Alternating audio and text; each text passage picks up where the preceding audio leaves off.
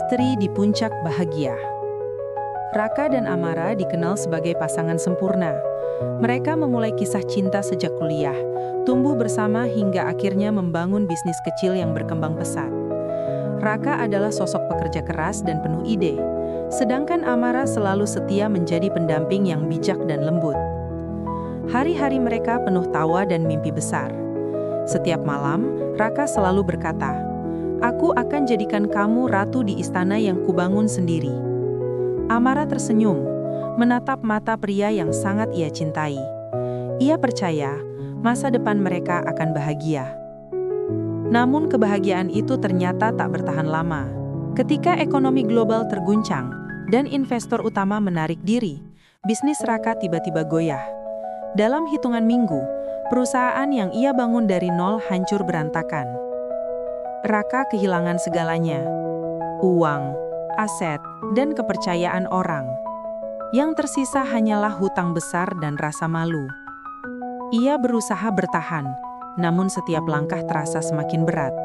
Di tengah badai itu, hanya Amaralah yang tetap memegang tangannya. "Selama kamu masih punya aku, semua bisa kita mulai lagi," ucap Amara lembut.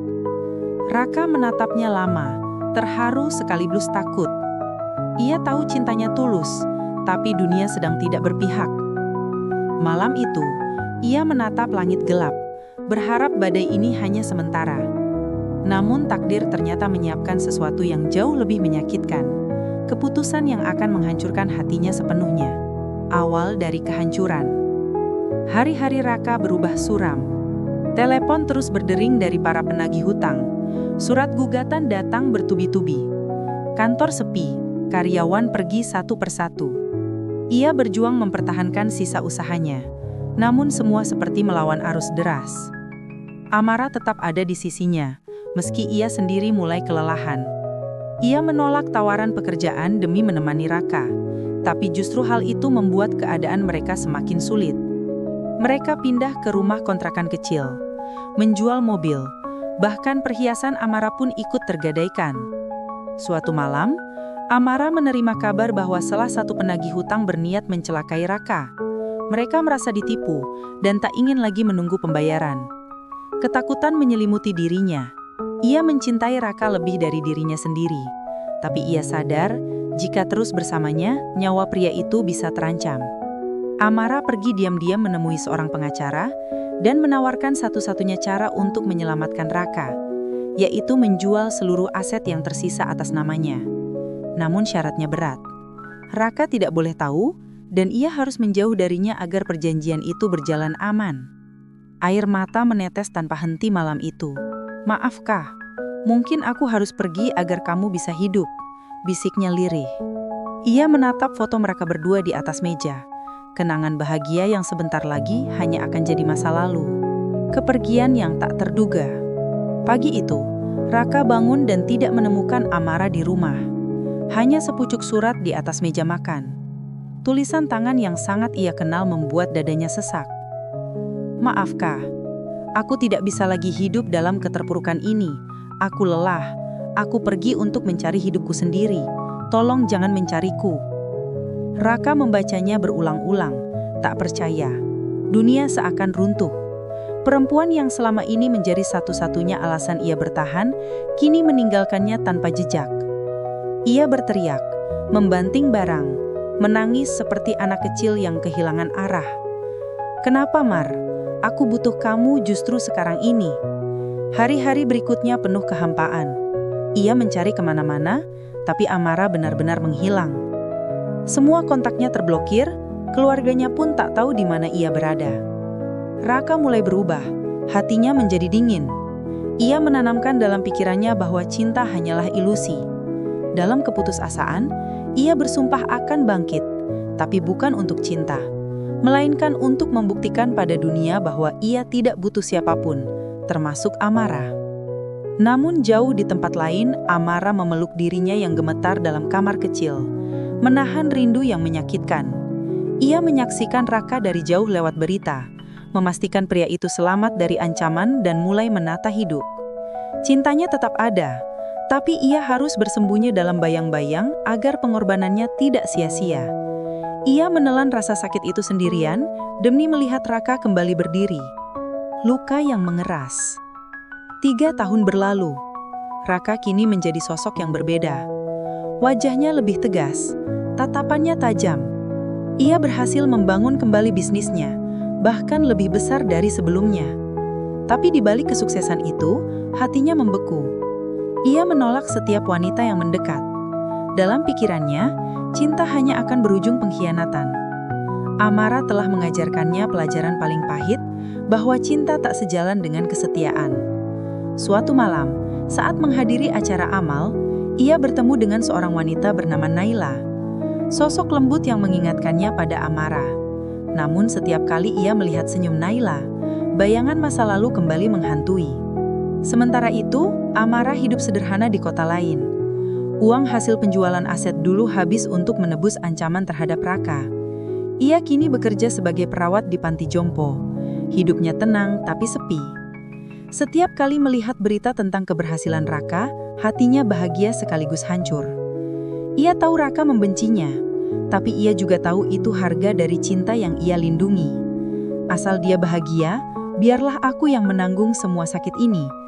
Ucapnya pelan menatap foto lama mereka berdua. Namun takdir kembali berputar. Suatu hari, sebuah proyek sosial mempertemukan mereka lagi di tempat yang tak pernah mereka duga. Pertemuan tak perencana. Raka datang ke panti jompo untuk meninjau bantuan perusahaan barunya. Di sana, tanpa sengaja, ia melihat seorang wanita sedang membantu nenek tua berjalan pelan. Wajah itu, meski kini tampak lebih pucat dan lelah, ia tak mungkin salah mengenali. "Amara!" bisiknya tanpa sadar. Amara menoleh, dunia seakan berhenti berputar. Tatapan itu, penuh luka, rindu dan keterkejutan, membuat tubuhnya lemas. Raka melangkah mendekat, tapi suara langkahnya berat. "Jadi ini alasanmu pergi? Hidup seperti ini setelah meninggalkan aku?" Suaranya tajam, bercampur emosi. Amara menunduk, menahan air mata. "Maaf Raka, aku tidak bisa jelaskan. 3 tahun aku mencari alasan, Mar. Sekarang aku lihat kamu malah bahagia di sini." Ia berbalik pergi sebelum Amara sempat menjelaskan apapun. Amara menangis dalam diam. Ia tak bisa membuka rahasia masa lalu karena akan mengungkap hal-hal yang bisa membahayakan Raka lagi. Tapi pertemuan itu membuat luka lama terbuka. Malam itu, Raka tak bisa tidur. Kenangan, kata-kata, dan air mata masa lalu menyeruak tanpa ampun. Ia mulai bertanya dalam hati, mungkinkah selama ini ia salah menilai? Kebenaran yang terungkap. Beberapa hari kemudian, Raka kembali ke panti itu tanpa alasan yang jelas. Ia ingin tahu kebenaran. Saat berbicara dengan pengurus panti, ia mendengar percakapan tentang perempuan yang pernah menjual semua asetnya untuk menyelamatkan seseorang dari hutang berbahaya. Namanya disebut Amara. Raka terdiam. Dunia seakan berhenti. Semua kepingan cerita kini menyatu. Surat kepergian, ketakutan, bahkan penderitaan Amara, semuanya masuk akal. Ia bukan meninggalkannya karena lelah, tapi karena cinta yang terlalu besar. Ia berlari mencari Amara, menemuinya di taman belakang panti.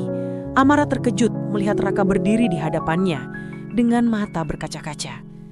"Kenapa kamu gak bilang, Mar? Kenapa kamu biarkan aku membencimu selama ini?" Suaranya parau. Air mata Amara jatuh tanpa bisa ditahan. "Kalau aku bilang, kamu gak akan mau pergi dari bahaya itu. Aku lebih pilih kamu hidup dan benci aku daripada kamu mati karena cinta bodoh ini." Raka memeluknya erat. Tangis keduanya pecah, menumpahkan segala luka yang tertahan selama bertahun-tahun. Untuk pertama kalinya, Raka kembali merasakan hangatnya cinta yang tulus. Penebusan dan luka lama. Raka tidak membiarkan Amara hidup dalam kesederhanaan lagi. Ia memintanya kembali, tapi Amara menolak. "Aku bukan Amara yang dulu. Aku tidak pantas berdiri di sisimu sekarang," katanya lembut. Namun Raka bersikeras. "Kau tidak perlu sempurna untuk dicintai, Mar. Kau cukup jadi dirimu yang menyelamatkan aku." Perlahan, Amara luluh. Ia kembali dekat dengan Raka, namun bayang-bayang masa lalu masih sering menghantui. Ia takut akan menyakiti pria itu lagi. Suatu malam, mereka duduk di bawah cahaya lampu taman panti. "Kau tahu, Mar," ujar Raka lirih, "kehilanganmu dulu membuat aku tahu arti cinta sejati. Cinta bukan tentang memiliki, tapi tentang berani berkorban." Amara menyenyum dengan mata basah. "Kalau begitu, biarkan aku kali ini tak perlu berkorban lagi." Mereka saling menggenggam tangan merasakan kehangatan yang selama ini hilang. Tak ada janji muluk, hanya ketulusan dua hati yang saling memaafkan dan belajar kembali mencintai. Cinta yang akhirnya pulang. Beberapa bulan kemudian, Raka membangun yayasan sosial bersama Amara untuk membantu orang-orang yang kehilangan harapan seperti mereka dulu. Dunia mulai tahu bahwa di balik kekayaannya ada kisah cinta yang lahir dari penderitaan dan pengorbanan. Amara kini tersenyum lebih sering. Luka masa lalu memang belum sepenuhnya sembuh, tapi ia tahu cintanya tidak sia-sia. Dalam satu acara peresmian yayasan, Raka menggenggam tangan Amara di depan semua orang. "3 tahun lalu, aku kehilangan segalanya. Tapi hari ini, aku sadar, yang paling berharga bukan kekayaan, tapi wanita yang rela kehilangan segalanya demi aku." Tepuk tangan menggema, dan Amara meneteskan air mata bahagia. Malam itu mereka berdiri di balkon memandang langit penuh bintang. "Aku pulang, Kak," bisik Amara lembut. Raka tersenyum dan memeluknya erat. "Dan kali ini aku tak akan biarkan kamu pergi lagi." Bersama dalam keheningan malam, mereka tahu cinta sejati bukan tentang siapa yang bertahan dalam bahagia, tapi siapa yang tetap memilih mencintai dalam kehilangan. Cinta mereka akhirnya pulang dengan luka yang menjelma menjadi kekuatan. Aku temu